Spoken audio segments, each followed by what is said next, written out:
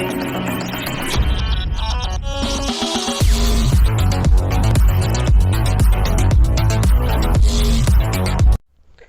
Everyone, எல்லாருக்கும் good evening. நான் உங்கள் Athisayaraj. நாம் இன்றைக்கி இந்த வீடியோவில் எதை பற்றி பேச போகிறோம் அப்படிங்கிறதுக்கு முன்னாடி உங்கள் எல்லாருமே தெரிஞ்சுக்கணும். நேற்று ஃபுட்பாலோட ஃபைனல் மேட்ச் நடந்துச்சு, நடந்துச்சு. அதில் மெஸ்ஸியோட டீம் ஜெயிக்கணும்னு நம்ம இந்தியா சைட்லேருந்தா இருக்கட்டும், தமிழ்நாடு சைடில் இருக்கட்டும், என் சைட்லேருந்துமே நான் அதுக்கு ரொம்ப எக்ஸைட்மெண்ட்டாக இருந்தேன். மெஸ்ஸி தான் ஜெயிக்கணும், அர்ஜென்டினா தான் ஜெயிக்கணுன்ட்டு அப்படி ஒரு வைப்பில் இருந்தேன். ஸோ அதே மாதிரி அர்ஜென்டினா ஜெயிச்சிச்சு. அண்ட் தென் ஆப்போசிட் டீமான ஃப்ரெஞ்ச் அப்படின்னோடனே ஃப்ரெஞ்சுன்னா என்னடா, நம்ம டச்சுக்காரர்கள்னால் வரலாறுல படிச்சிருக்கோம் அவங்க தானே அப்படின்னு கேட்குறது இங்கே வர எனக்கு கேட்குது. அவங்கள பற்றி தான் பேச போகிறோம். அவங்கள பற்றி என்ன நம்ம பேசுகிறோம் கேட்டிங்கன்னா, அவங்கள பற்றி இல்லை, ஃப்ரெஞ்ச் டீமில் உள்ள he is a man of team அப்படின்னே சொல்லலாம். ஓகேவா? இவருக்கான பேரண்ட்ஸ் எப்படி அமைஞ்சிருக்காங்களோ, ஸோ அவங்களால தான் இந்த அளவுக்கு வந்திருக்க முடியும். அவரோட விடாமுயற்சி, அவரோட கடின உழைப்பு, அவரோட திறமை எல்லாத்தையும் பயன்படுத்தி அவரோட பேக் போனாக இருந்தது அவங்களோட ஃபேமிலின்னு நினைக்கிறப்போ ரொம்ப எக்ஸைட்மெண்ட்டாக இருக்குது. ஏன்னா இன்றைக்கி நிறைய பேரோட ஃபேமிலியில் வந்து அந்த இது கிடைக்கிறதில்ல. ஃப்ரீடமாக இருக்கட்டும், நிறைய இதாக இருக்கட்டும், எதுவுமே கிடைக்கிறதில்லன்னு வைங்களேன். அந்த கட்டுப்பாடோடு வச்சுப்பாங்க. இது நீ பண்ணக்கூடாது, இது நீ பண்ணணும் இப்படின்ட்டு அவங்க சொல்கிறது தான் நம்ம ட்ரெயின் பண்ணுற மாதிரி இருக்கும். அவங்க நீ டாக்டர் ஆகணும், நீ இன்ஜினியர் ஆகணும், நீ வந்து மெடிக்கல் ஸ்டோருக்கு போகணும், நீ வந்து கூலி வேலைக்கு போகணும், இன்ஃப்ளூயன்ஸ் பண்ணுறதில்ல. அதே மாதிரி அவங்களோட ஃபேமிலியை பற்றி தான் பார்க்க போகிறோம், அவரோட லைஃப்பை பற்றி தான் போகிறோம். அவர் எவருடா அப்படின்னு கேட்கலாம்ல. ஃப்ரெஞ்ச் டீமோட கேப்டனான Kylian Adesanmi Lottin Mbappe, he's a man of team. ஓகேவா? நம்ம நிறைய பேர் பார்த்துருப்போம்ல, ஒருத்தர் வந்து சோகமாக போயிட்டு இருந்தார்ல, அது இந்த மனுஷன் தான். ஸோ இந்த மனுஷனை பற்றி ஏன்டா பேசுகிறேன், மெஸ்ஸியை பற்றி பேச வேண்டியது ஒரு மோட்டிவேஷன் வீடியோ அங்கே. அப்போது இதை பற்றி பேச வேண்டியது மெஸ்ஸியை பற்றி நான் அடுத்த வாரம் கூட நான் மேக் பண்ணுவேன். பட் இது வந்து இன்றைக்கி நிறைய பேர் தெரிஞ்சுக்கணும். ஏன்னா வந்து ஒரு ஜெயிச்ச டீமே தான் வைப்போம். நம்ம நிலாவில் வச்சது யார், நீல் ஆம்ஸ்ட்ராங் அப்படின்னு சொல்லிட்டு போயிட்டே இருப்போம். பட் ஆக்சுவலி அங்கே பிளானே என்ன, வேற ஒருத்தர் இறங்க வேண்டியது தெரியாதமா இவர் இறங்கினாரு. அதுதான் ப்ராப்ளமே. ஸோ இந்த மாதிரி தான் நம்ம முதல்ல போகிறவங்களே பார்த்துட்டு இருக்கோமா, பின்னாடி உள்ளவங்களையும் பார்க்கணும். ஸோ அவங்களோட கடின உழைப்பு இருக்க போய் தான் அவங்க ஃபஸ்ட் பிளேஸ் நம்ம அர்ஜென்டினா ஜெயிச்சினாலும் செகண்ட் பிளேஸ் இவங்க வாங்கியிருக்காங்கல்ல, அதுக்காகவாட்டு அவங்களை பாராட்டணும்ல அப்படிங்கிறதுக்காண்டி தான் இந்த வீடியோ. ஸோ இவர் பிறந்தது வந்து December 20, 1998. என்னடா 90s கிட்ஸா இவர் அப்படின்னு கேட்டிங்கன்னா, ஆமாம் 90s கிட்ஸ் தான், உங்கள் இனம் தான். ஸோ அவருக்கு கல்யாணம் ஆகி 2 பிரேக்கப்பு, ஒரு மேரேஜ் ஆகி இப்போ நல்ல ஃபேமிலி ரன் ஆகிட்டு இருக்குது. ஸோ உங்களுக்கு எப்போ கல்யாணம் ஆகும் சொல்லுங்களே. இவர் வந்து பிறந்தது வந்து பாரிஸ்னால் எங்கடா இருக்குன்னு கேட்டிங்கன்னா, இந்த ஐஃபில் டவர்லாம் இருக்குல்ல, அந்த இடம் தான் பாரிஸில் இவர் எங்கன்னா நார்த் ஈஸ்டர்ன் அந்த சைடில் பார்த்தோன்னா நம்ம ஊரில் பாண்டிச்சேரிங்க மாதிரி அங்கேயும் போண்டி அப்படிங்கிற மாதிரி ஒரு ஊர் இருக்குது. அந்த இடத்துல பிறக்காரு. இவங்களோட அம்மா பேர் வந்து வாய்ஸா மாப்பே லமாரி, வில்ஃபர்ட் மாப்பே இவங்க அப்பா. ஓகேவா? இவங்க 2 பேருமே பெரிய ஸ்போர்ட்ஸ் மேனு, நல்ல கோச் பண்ணது. இவரை கோச் பண்ணதில் மேக்ஸிமம் இவங்களுக்கும் பங்கு இருக்குது அப்படின்னு சொன்னால் மிகையாகாது.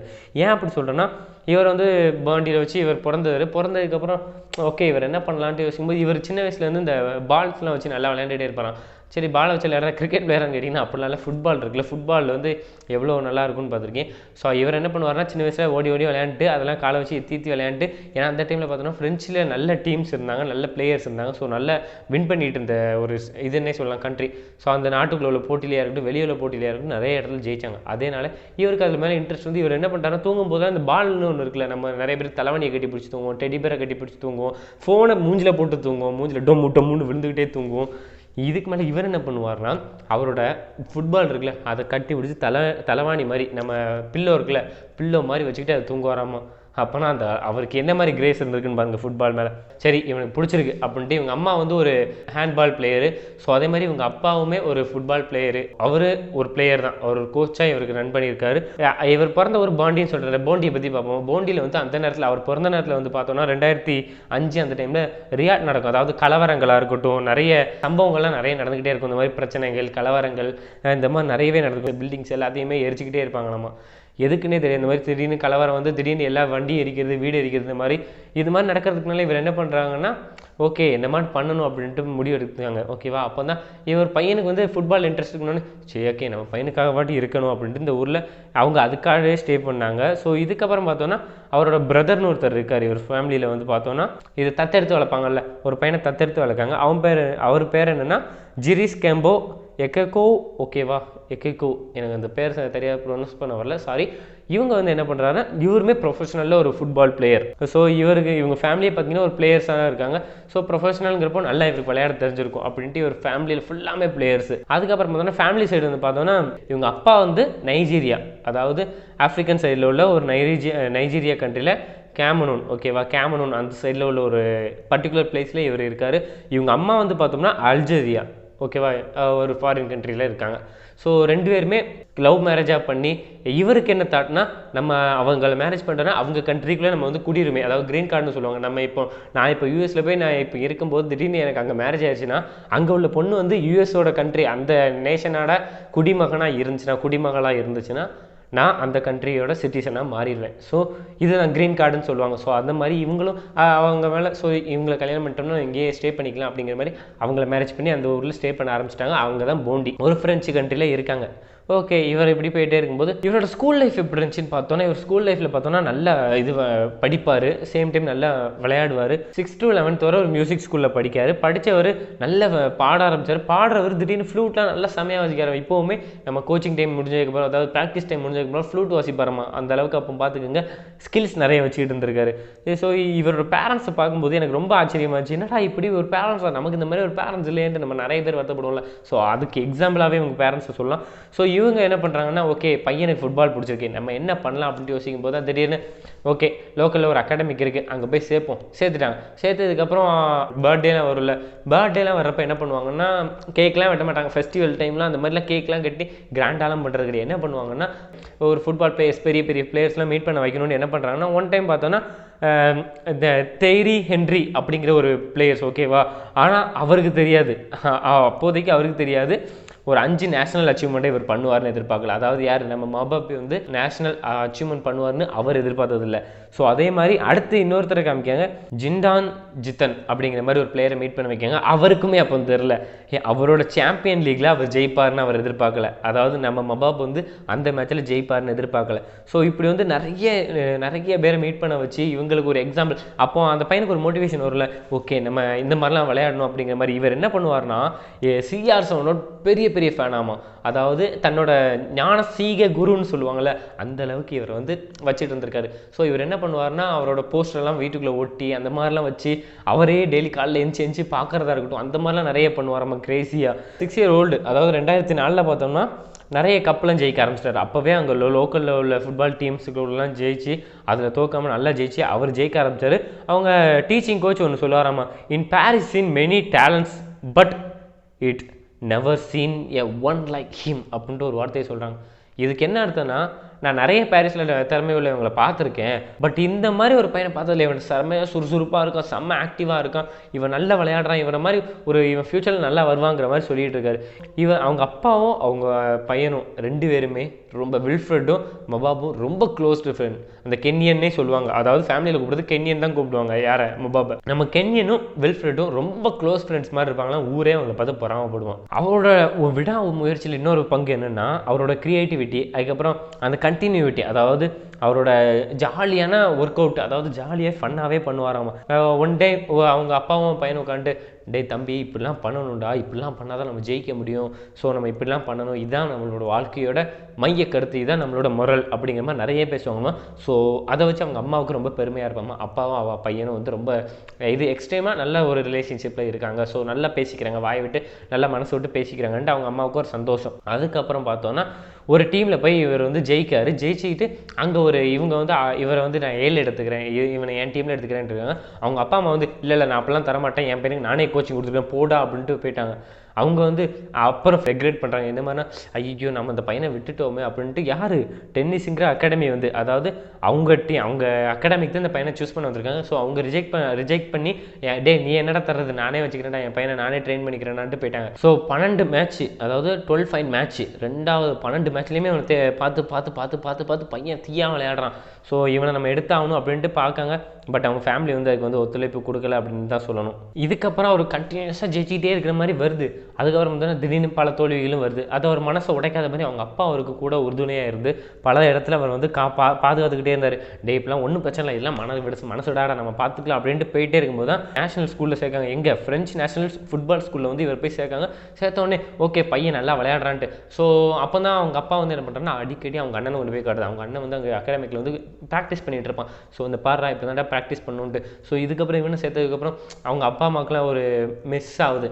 டே நம்ம பையன் நம்ம கூட இல்லையேன்ட்டு அதையுமே அவர் பொறுப்பெடுத்துக்கொள்ளாமல் நல்லா விளையாண்டு அந்த பெருமையான அப்பாவுக்கு அம்மாவுக்கு சேர்க்காங்க. 12 வயசு அப்போ அவர் என்ன பண்ணுறாருன்னா யூரோப்பியன் டீமே ஜெயிக்காரு. என்னடா யூரோப்பியன் டீமே அந்த டீமே ஜெயிக்கியா அப்படின்ட்டு ஊர் பூரா பேசு. அவருக்கு அவங்க ஊரில் உள்ள ஒரு வாலில் அவரோட பெயிண்டிங் ஃபுல்லாமே வரைஞ்சி பண்ணுறதா இருக்கட்டும், அவர் ரொனால்டோவோட பிக்சரை ஒன்று அவர் ரூமில் எப்போவுமே இருக்குமாமா. அதாவது இங்கேருந்து ஷிஃப்ட் ஆகும்போதும் வேறு ஊருக்கு ஷிஃப்ட் ஆகும்போதும் மொனாக்கோ ஊருக்கு ஷிஃப்ட் ஆகும்போதும் அந்த ஊர்லேயுமே ரூம் எடுத்து அங்கேயுமே அவரோட ரொனால்டோவோட ஃபோட்டோலாம் ஒட்டி வச்சு அது ஒரு ஞானசீக குரும்பாங்கன்னு நினைக்கிறேன். ஸோ அந்த மாதிரி அவர் வச்சுக்கிட்டு இருப்பாராம். அதுக்கப்புறம் பார்த்தோம்னா சேல்ரன் மேட்சாக இருக்கட்டும், சேல்ரன் மேட்ச்லலாம் பார்த்தோம்னா 8-0 இவங்க டீம் கோலே, அவங்களாம் ஆப்போசிட் டீம் 0 அப்படிங்கிற மேட்ச் அளவுக்கு விளையாண்டாங்க.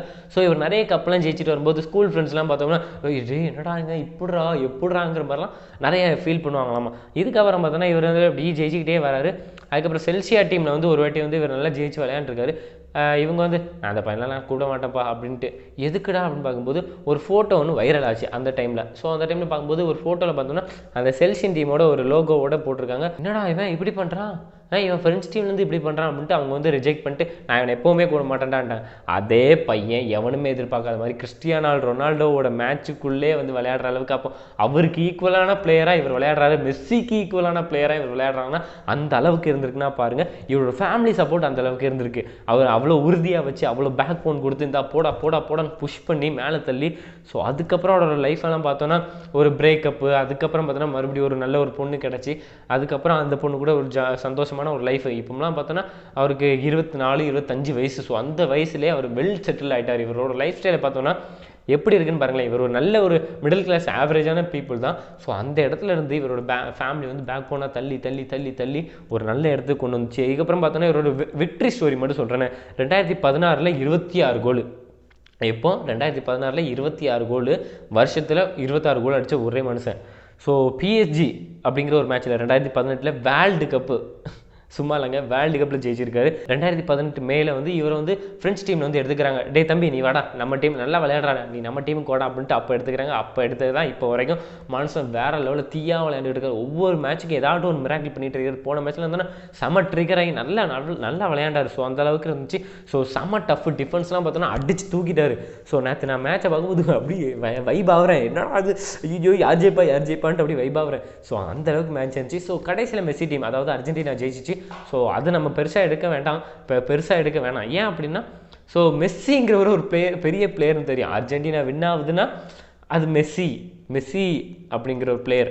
ரொனால்டோலாம் அழும்போது நம்ம எவ்வளோ ஃபீல் பண்ணியிருப்போம் தெரியும். நம்ம போர்ச்சுகல் வந்து ரொனால்டோ அழும்போது நம்ம ரொம்ப ஃபீல் பண்ணியிருப்போம். அந்த குவாலிஃபைலேருந்து வெளியே வந்துருச்சு, அன்குவாலிஃபை ஆயிடுச்சுன்னு நம்ம ரொம்ப ஃபீல் பண்ணியிருப்போம். ஸோ அந்த மாதிரி இல்லாமல் ஸோ இவரை மாதிரி இருக்கணும். நம்ம நிறைய பேரண்ட்ஸ் எல்லாம் பார்த்துருப்போம்ல, அவங்க பேரண்ட்ஸ் அப்படி இருக்காங்களே, நம்ம பேரண்ட்ஸ் இருக்கட்டும் நம்ம இருக்கிற இடத்த மாற்றிக்கணும். ஸோ இவர் அடிக்கடி சொல்கிறது என்னென்னா என் பேரண்ட்ஸ் எனக்கு நல்லா அமைச்சிட்டாங்க. நிறைய பேருக்கு அப்படி அமையாது. பட் அவங்க எல்லாம் என்ன பண்ணணும்னா இருக்கிற இடத்த அப்படி மாற்றுங்க. நீங்கள் உங்களோட அப்பா அம்மாட்ட நல்ல ஃப்ரெண்ட்லியாக பேசுங்க, எதனாலும் ஓப்பனாக பேசுங்க. எனக்கு தெரிஞ்ச சில பேர் இருக்காங்க. ஸோ அவங்களுமே அவங்களோட ஃபேமிலிட்டெல்லாம் நல்லா ஓப்பனாக பேசுவாங்க. எதனாலும் நான் அந்த பொண்ணை சைட் அடிச்சுன்னே சொல்லுவாங்க. ஸோ அந்த அளவுக்கு ஓப்பனாக பேசுகிறாங்கன்னா பார்த்துங்க. நீங்கள் உங்கள் அப்பா அம்மாவோட உட்காந்து நல்லா பேசுங்க, மனசு விட்டு பேசுங்க. ஸ்க்ரீன் டைமை கம்மி பண்ணிட்டு ஃபிசிக்கலாக நம்ம பேசுங்க, விளையாடுங்க. நிறைய வெளியே போய் விளையாடுறத நம்ம குறைச்சிட்டோம். ஸோ மறுபடியும் அதை கண்டினியூ பண்ணுவோம். ஸோ கொரோனா டைமில் எல்லோரும் வீட்டுக்குள்ளே உட்காந்து பழகிட்டோம். மறுபடியும் எல்லோரும் வெளியே போக பழகுவோம். ஸோ நியூ நார்மலைஸை விட்டு வெளியே வந்து நார்மலைஸ் பீப்புள் ஆகும். Again prove it. ஓகேவா, நம்ம எல்லோரும் வெளியே போய் விளையாடுவோங்கிறத ப்ரூவ் பண்ணுவோம். இந்த ஜென்ரேஷன் எல்லாருமே ஃபோனுக்குள்ளே இருக்கணுங்கிறதையுமே அவாய்ட் பண்ணிட்டு எல்லாருமே வெளியே போய் விளையாடுவோம். ஸோ இந்த ஸ்டோரியில் உங்களுக்கு என்ன கிடச்சிச்சு, நீங்கள் எதை பற்றி நினைக்கிங்க, உங்களுக்கு என்ன புரிதல் இருக்குது, நீங்கள் என்ன மாதிரி பண்ண போகிறீங்கிறத கீழே கமெண்ட்ல சொல்லுங்கள். ஸோ நாளைக்கு இன்னொரு இன்ட்ரெஸ்டிங்கான வீடியோவில் நான் உங்களை செஞ்சுக்கிறேன். அதுவரை உங்களிடம் வந்து விடைபெறுவது நான் உங்கள் signing off here. Tata bye bye, love you guys, have a good day. Cheers.